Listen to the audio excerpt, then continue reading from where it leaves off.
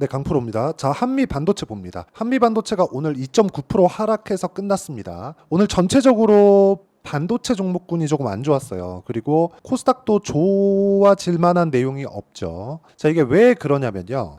일단 HLB가 터졌습니다. 완전히 터졌어요. 일단 하한가를 가버렸습니다. 내용은 뭐 다들 아실 것 같은데, 그것 때문에 그렇습니다.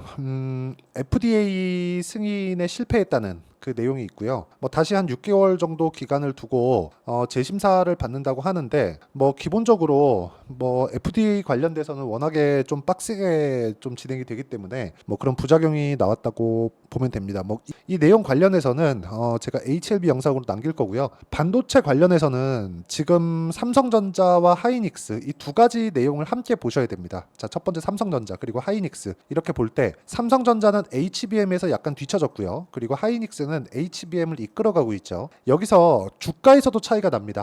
하이닉스 같은 경우에는 HBM을 앞서갔기 때문에 가격대도 높게 평가가 되고 있는 그런 상황이고요. 삼성전자 같은 경우에는요. HBM에서 뒤처졌기 때문에 평가치 자체가 낮아요. 그런데 우리가 이걸 뒤집어서 생각해 봐야 될 필요가 있는 게, 자, 삼성전자가 여기서 폭락할 수 있는 상황이 되겠는가? 그리고 하이닉스가 여기서 추가적으로 폭등할 수 있는 상황이 되겠는가? 자, 왜 이걸 가지고 한미반도체와 연관지어서 제가 이야기를 드리냐면, 자, 잘 한번 생각해 보세요.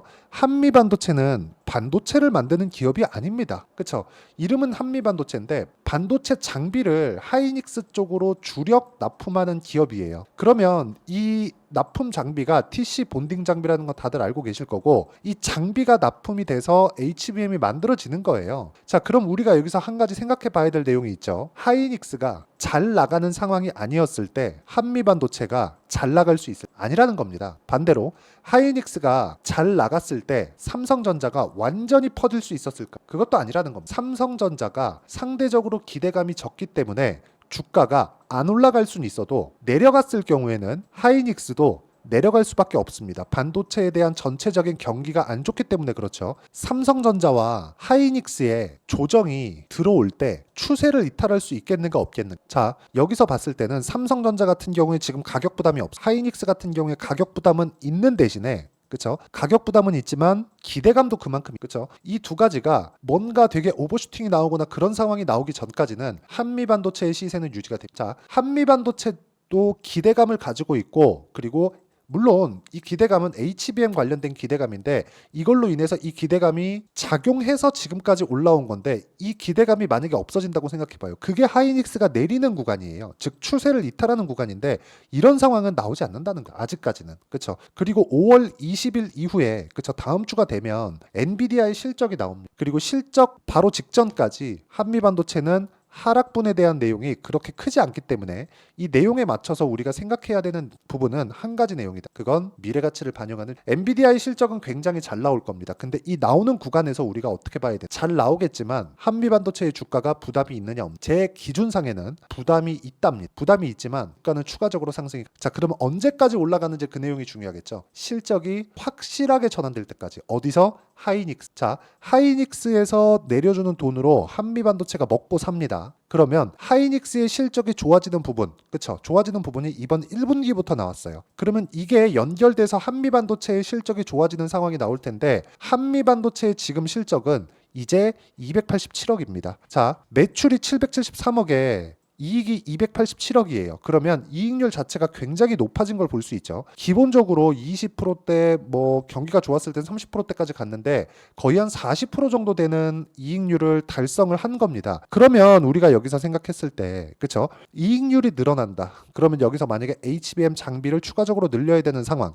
지금 그런 상황입니다. 그렇기 때문에 매출도 같이 늘어날 수 있는 거죠.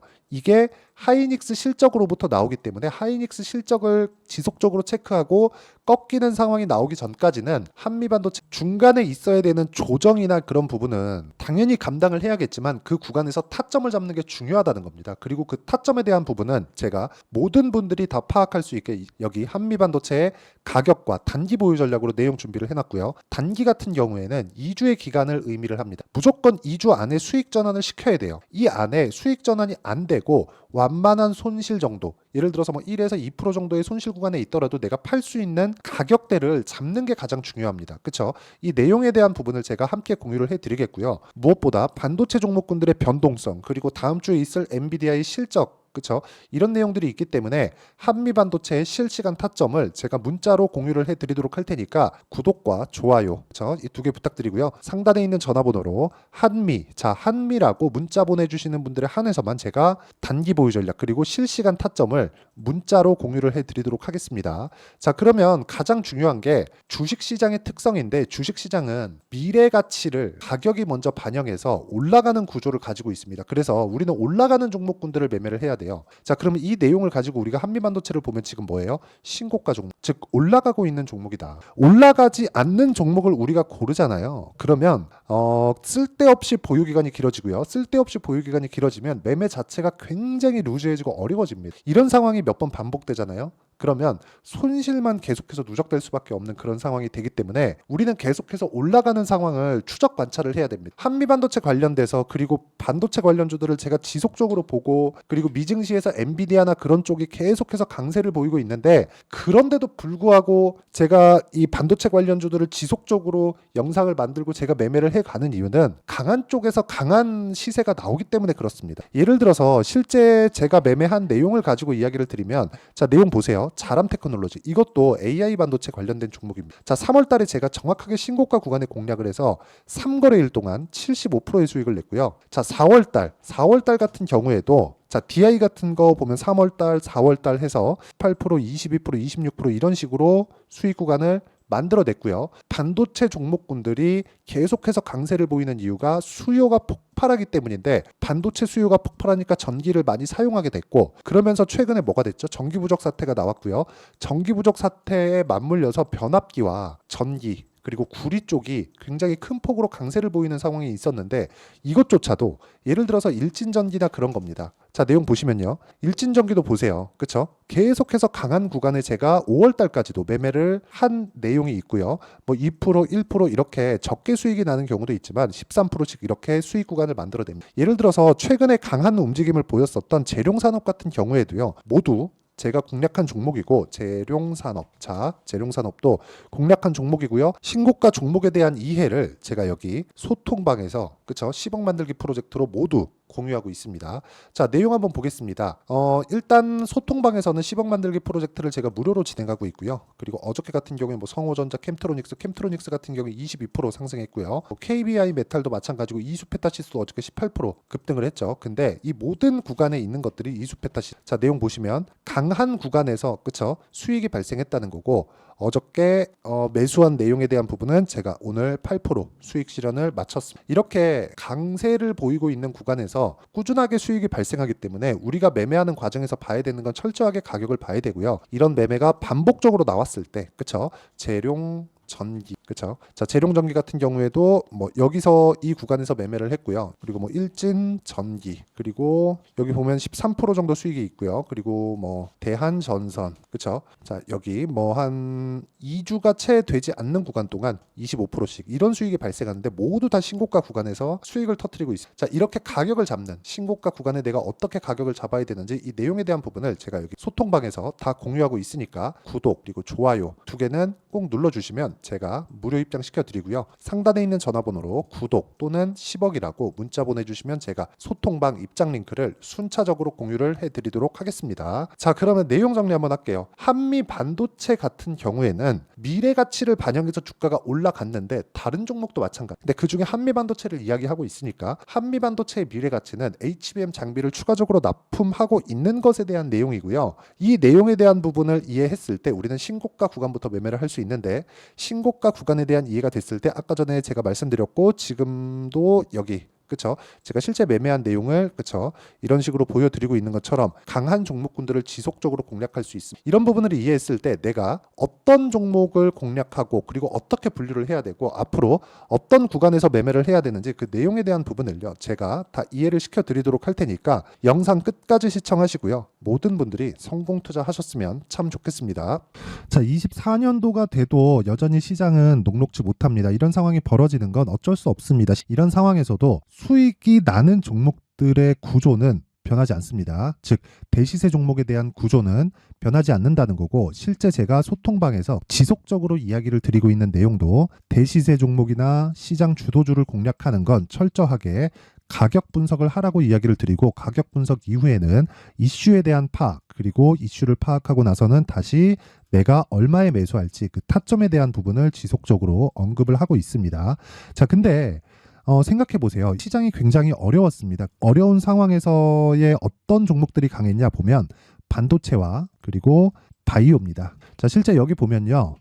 HLB에 제가 실제 매매한 내용을 띄워놓고 보여드리고 있는데, 1월 22일부터 매매를 시작해서 4일 동안 31%의 수익 마감이 됐고요. 그리고 여전히 신고가 종목입니다. 자, 그리고 그 다음 어보브 반도체, 이름을 보시다시피 반도체 종목이죠. 그리고 AI 반도체는 지속적으로 강세를 보이고 있습니다. 이 종목도 신고가를 먼저 달성한 이후에 제가 21%의 단기간에 21%의 큰 수익을 내고 마감이 됐습니다. 다시 재공략을 준비하고 있고, 이런 부분은 소통방에서 다 공유를 해드립니다. 자, 그리고 코세스. 자, 코세스 같은 종목도 당연히 그쵸, 신고가 종목이고요. 그리고 반도체 종목입니다. 이 종목도 영업일 기준에서 이틀 동안 대략 한 15%의 수익 마감이 됐습니다.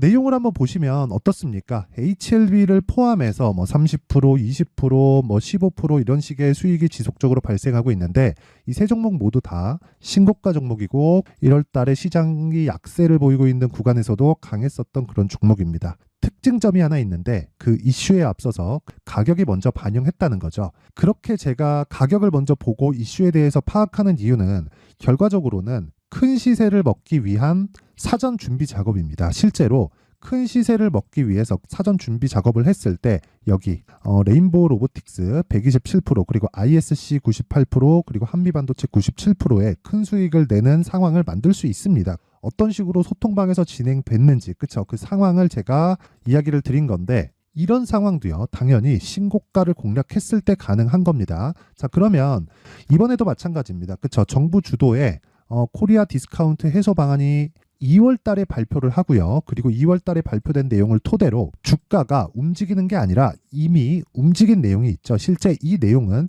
크게 중요한 게 아니라는 겁니다. 실제 움직인 내용을 보면, 자, 기아차입니다. 실제로 12월 달에 신고가를 만들어 놓고 정부에서 입김을 불어 넣으니까 순식간에 기아차를 포함해서 현대차 같은 거대 기업들의 주가가 2주도 채 되지 않아서 40% 정도의 큰 시세를 냅니다. 자, 그러면 우리는 어떤 종목을 봐야 될까요? 이슈를 파악해야 되는 것도 맞지만 철저하게 가격에 맞춰서 매매를 해야 되는 게 당연히 중요합니다. 정부가 주도하는 정책 방향이 있겠죠. 그 방향에 맞춰서 우리가 종목을 찾을 필요가 있다. 자, 그러면 답이 나왔습니다. 정부가 주도하는 방향에 맞춰서 제2의 기아차를 찾는 게 지금은 중요하다. 근데 정부 정책의 방향에 맞게 가자. 그랬을 때 앞서서 제가 보여드렸었던 내용인 여기 레인보우 로보틱스 127%, 그리고 ISC 98%, 그리고 한미반도체 97%와 같은 수익을 낼 수 있습니다. 물론 시간에 대한 부분은 최소 2주의 시간이 필요하고요. 그리고 최장 3개월 안에 끝내야 됩니다.